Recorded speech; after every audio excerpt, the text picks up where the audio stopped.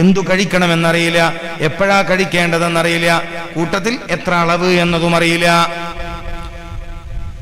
ഏതായാലും കയ്യും കഴുകി ഇരുന്നല്ലേ അങ്ങോട്ട് കഴിക്കാന്നെ എന്നതാണ് പലരുടെയും ധാരണ.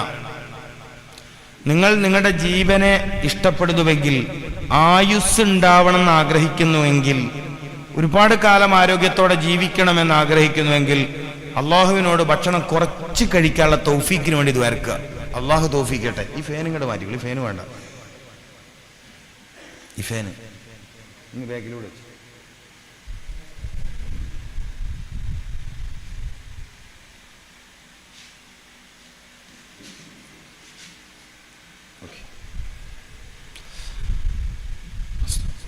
ഒരു പോയിന്റിൽ വെച്ച, ഈ ലെവലിൽ വെച്ചാൽ ഇവർക്ക് കിട്ടിയാൽ മതി. യെസ്, അവിടെ കേടോ, എനിക്ക് വേണ്ട.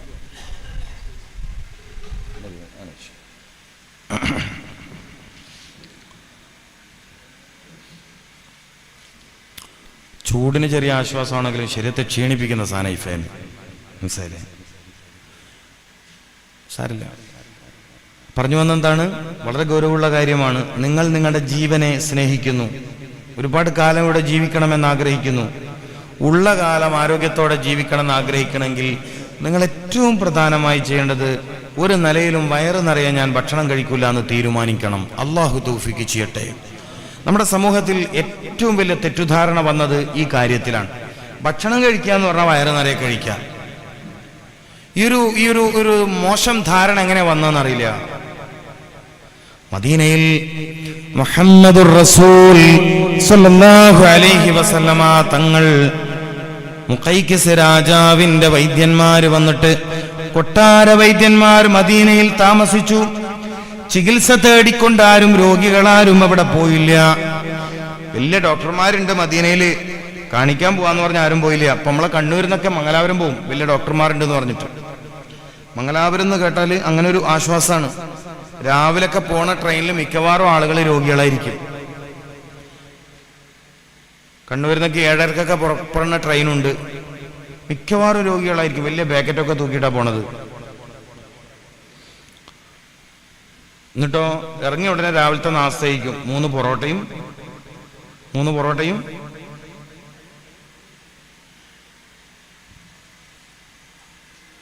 പൊറോട്ടയൊന്നും ഭക്ഷണമല്ല. ഞാനത് എങ്ങനെയാ ഇതൊക്കെ ഈ സമൂഹത്തിൽ വ്യാപകമായതെന്നാണ്. പൊറോട്ടയൊന്നും ഭക്ഷണമല്ല, പ്രമേഹം ഉണ്ടാക്കണ മാരകമായ വിഷം. അത് പ്രമേഹം ഉണ്ടാക്കും. അതിനെ കൊണ്ടുള്ള ആകുള്ള ഉപകാരം അതാണ്. പ്രമേഹം ഉണ്ടാക്കും. മധുരത്തിന്റെ സൂക്കേട് എന്ന് പറഞ്ഞ് ഇങ്ങനെ നാട്ടാർ മുമ്പിൽ ഞെളിഞ്ഞ് നടക്കാം. ചിലയാളങ്ങനല്ല, ഞാൻ ഷുഗറാണ്. എന്ത് ഷുഗർ?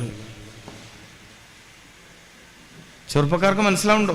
യുവാക്കൾക്ക് മനസ്സിലാവുണ്ടോ? അങ്ങാടി പോയ പൊറോട്ട നിന്ന ആളുകൾ ഇന്നിപ്പോ ബന്നിനെ കുറിച്ചും ബ്രെഡിനെ കുറിച്ചുള്ള ഒരു വീഡിയോ പ്രോഗ്രാം എനിക്കൊരാൾ അയച്ചു. അതിമാരകമായി വിഷം ചേർത്ത് കൊണ്ടുവരുന്ന ബന്നുകൾ. നമ്മളൊക്കെ പനി വന്നാലൊക്കെ പഴയ കാലത്ത് കഴിച്ചിരുന്ന വലിയൊരു സംഭവമാണ് ബന്ന്.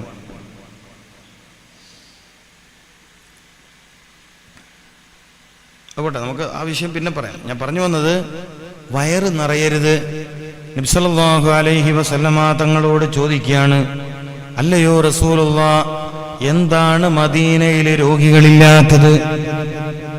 എന്താ ചോദ്യം? എന്തൊരു ഗൗരവമുള്ള ചോദ്യമാണ്.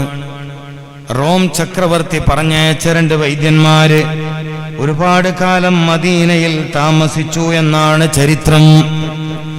ഒരുപാട് കാലം മദീനയിൽ താമസിച്ചു എന്നാണ് ചരിത്രം. പക്ഷേ രോഗത്തിന്റെ ആവലാതി പറഞ്ഞുകൊണ്ട് ചികിത്സ തേടിയിട്ടാരും അവരെ സമീപിച്ചില്ല. അപ്പൊ അവർക്ക് ഭയങ്കര പ്രയാസമായി. അവർ നബി സല്ലല്ലാഹു അലൈഹി വസല്ലം തങ്ങളോട് ചോദിക്കുകയാണ്, എന്തപ്പോ ഇവിടെ രോഗികളാരും നമ്മളെ ചികിത്സിക്കാൻ വരാത്തത്?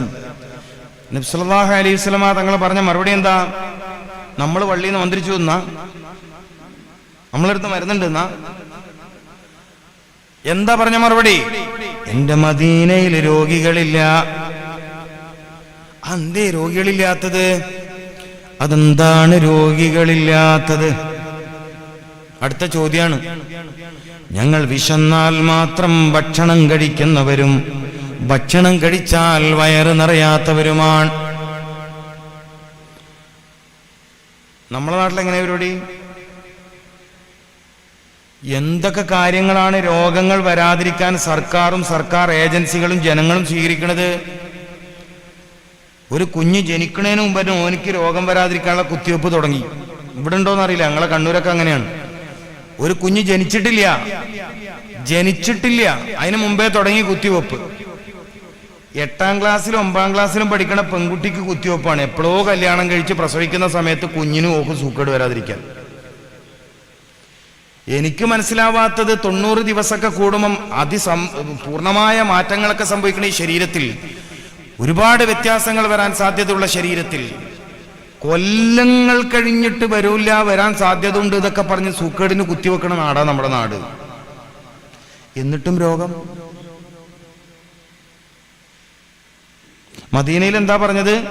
വിശന്നാലേ ഭക്ഷണം കഴിക്കൂ, ഭക്ഷണം കഴിച്ചാൽ വയറ് നിറയലില്ല, അതുകൊണ്ട് രോഗികളില്ല. അല്ലാണ്ട് പോളിയോ വാക്സിനേഷൻ വേറെ, റൂബല്ല വാക്സിനേഷൻ വേറെ, വിറ്റാമിന്റെ ഗുളിക വേറെ, കാൽസ്യത്തിന്റെ ഗുളിക വേറെ, അയണിന്റെ ഗുളിക വേറെ, പോരാതെ ആരോഗ്യമാസികയിൽ എന്തോ കണ്ട അത് വേറെ. മുമ്പ് കലാമത്സരങ്ങളിലാണ് ജൂനിയർ ഹോർലിക്സ്, ഇപ്പൊ ജൂനിയർ സബ് ജൂനിയർ ഹോർലിക്സ് ഒക്കെ വരാൻ തുടങ്ങിയിട്ടുണ്ട്. മുമ്പ് junior sub junior super senior എന്നൊക്കെ പറഞ്ഞിട്ട് സ്കൂളിലും മദ്രസയിലും കലാസാഹിത്യ പരിപാടിക്കാണ് വരുത്ത്. ഇന്നിപ്പോ നിങ്ങൾ മുമ്പൊക്കെ ഹോർലിക്സ് ഒരു സാധന, ഇന്നിപ്പം ജൂനിയർ സബ് ജൂനിയർ സീനിയർ ഇല്ല എന്ന് തോന്നുന്നല്ലേ? സീനിയർ ഇല്ല. ജനിച്ച കുഞ്ഞിന്റെ 1ാം മാസം കൊടുക്കണ ബോട്ടിൽ 2ാം മാസം കൊടുക്കണ, ഇത്ര കൃത്യമായിട്ട്. ഇങ്ങനൊക്കെ ആയിട്ടും ഇതൊക്കെ ചെയ്തിട്ടും എന്തേ രോഗം എന്ന് ചോദിച്ചാല്, എന്തേ രോഗങ്ങൾ എന്ന് ചോദിച്ചാൽ മറുപടി പറയണം. മദീനയിൽ വലിയ മറുപടിയാണത്. വിശന്നാൽ മാത്രമേ ഭക്ഷണം കഴിക്കാറുള്ളൂ, ഭക്ഷണം കഴിച്ചാൽ വയറ് നിറയാറില്ല, അതുകൊണ്ട് ഞങ്ങളുടെ നാട്ടിൽ രോഗികളില്ല. അടിസ്ഥാനപരമായി മനുഷ്യന്റെ രോഗം വയറിൽ നിന്നാണ്. സർവരോഗത്തിന്റെയും മാതാവ് വയറെന്ന് മുഹമ്മദുർ റസൂൽ. സർവരോഗത്തിന്റെയും മാതാവ് എന്ന പ്രയോഗം, മാതാവ് എന്ന് പറഞ്ഞാൽ പ്രസവിക്കണ ആൾ, മാതാവ് എന്ന പ്രയോഗത്തിന്റെ ഗാംഭീര്യത ഒന്ന് മനസ്സിലാക്കണം. സർവരോഗത്തിന്റെയും മാതാവ് വയറെന്ന് മുഹമ്മദുർ റസൂൽ. മഹാഭൂരിഭാഗം മനുഷ്യരും രോഗികളാവുന്നത് വയറിനാൽ. ലോക ചരിത്രത്തിൽ ആദ്യത്തെ രോഗം വയറിലാണ്. അബുൽ ബശർ ആദം അലൈഹിസ്സലാമിനാണ് അതുണ്ടായത്. വയറിൽ വന്ന അസ്വസ്ഥതയാണത്. കാരണം ഭക്ഷണം അനുവദിക്കപ്പെടാത്ത ഇടത്തെ ഭക്ഷണം. നമ്മുടെയും രോഗത്തിന്റെ കാരണം അളവ് ലംഘിച്ചു, പരിധി ലംഘിച്ചു, അനുവദിച്ച അളവിനപ്പുറം കഴിച്ചു. വയറിന്റെ 1/3 ഭാഗം ഭക്ഷണം, 1/3 ഭാഗം വെള്ളം, 1/3 ഭാഗം കാലിയായി നിൽക്കണം. മനസ്സിലായിട്ടില്ല? നമ്മുടെ വയറ് 1/3 ഭാഗം ഭക്ഷണം, ബാക്കി 1 ഭാഗം വെള്ളം, പിന്നൊരു ഭാഗം ഫ്രൂട്ട്സ്, ഫിനിഷ്. നാട്ടുനടപ്പ് അങ്ങനെയാണ്. സഹോദരിമാരിൽ ചിലരെങ്കിലും കുഞ്ഞുനാളിലെ ചെറിയ പ്രായത്തിലെ കുട്ടികളോട് ചെയ്യുന്ന ഏറ്റവും വലിയ ദ്രോഹം എന്താണ്? വയറ് നിറയെ ഭക്ഷണം കഴിക്കും മോനേ. റസൂലുള്ളാഹിന്റെ സുന്നത്തിനെതിരാ പഠിപ്പിക്കണ ഉമ്മ. ചില ഉപ്പാരും പറയും എന്റെ കുട്ടി തീരെ ഭക്ഷണം കഴിക്കില്ല, അപ്പൊ എത്ര കഴിക്കുക? രാവിലെ 2 ദോശയാട്ടം കഴിച്ചും എനക്ക് കഴിക്കേണ്ട ഭക്ഷണം ആ ചെറിയ കുഞ്ഞ് കഴിക്കുകയാണ്. എത്ര ചോറ് കഴിക്കണത്? 1-2 കയ്യില് ചോറ്. 2 കയ്യില് ചോറ് മതി ഒരു മനുഷ്യന് ഉച്ചക്ക്. അത് ഈ കുഞ്ഞ് കഴിക്കുന്നുണ്ട്. എന്നിട്ട് ഉമ്മാന്റെ പരാതി എന്റെ കുട്ടി ഭക്ഷണം കഴിക്കില്ല.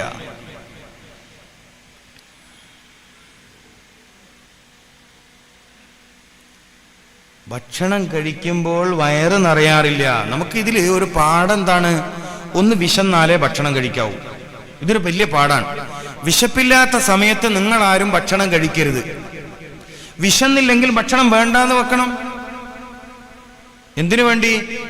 നിന്റെ ആരോഗ്യത്തിന് വേണ്ടി, ആയുസ്സിന് വേണ്ടി, ആഫിയത്തിന് വേണ്ടി, നിലനിൽപ്പിന് വേണ്ടി. ഭക്ഷണം കഴിച്ചു, ഭക്ഷണം കഴിക്കുമ്പോഴോ വയറ് നിറയൂല എന്ന് വാശി പിടിക്കണം. എന്തിനു വേണ്ടി? നിന്റെ ആരോഗ്യത്തിന് വേണ്ടി. അപ്പൊ 1 ഭാഗം ഭക്ഷണത്തിന്, 1 ഭാഗം വെള്ളത്തിന്, ഒരു ഭാഗം വായുവിന് വേണ്ടി ഒഴിച്ചുവിടണം. നിന്റെ ശരീരത്തിന്റെ ആരോഗ്യം ശക്തിപ്പെടുന്നതിൽ ശരീരമാസകലം വായു സഞ്ചാരം സുഗമമായി നടക്കണം. ഗ്യാസ്ട്രിക് ഡിസോർഡറുകൾ കൊണ്ടുവരുന്ന രോഗങ്ങൾ അനവധിയാണ്. ഗ്യാസ്ട്രിക് അൾസർ ഉണ്ട്. ശരീരത്തിന്റെ ഒരു ഭാഗം ഗ്യാസിന് വേണ്ടി വായുവിന് വേണ്ടി ഒഴിച്ചിടണം. അതിന് സുഗമമായി സഞ്ചരിക്കാനുള്ള സൗകര്യം കൊടുക്കണം. കഴിച്ച ഭക്ഷണം വിഘടിക്കപ്പെടുമ്പോൾ, ദഹനത്തിന്റെ ഭാഗമായി വിഘടിപ്പിക്കപ്പെടുമ്പോൾ ആ പ്രക്രിയ ഏറ്റവും നന്നായി നടക്കണമെങ്കിൽ വയറ് നിറഞ്ഞ ആളാവരുത് നീ. വയറ് നിറഞ്ഞ ആളാവുമ്പോൾ ഹൃദയത്തിന്റെ പ്രവർത്തനം ഒരുപാട് നേരം ക്രമം തെറ്റിപ്പോവും. മസ്തിഷ്കത്തിന്റെ പ്രവർത്തനം ഒരുപാട് നേരം ക്രമം തെറ്റിപ്പോവും.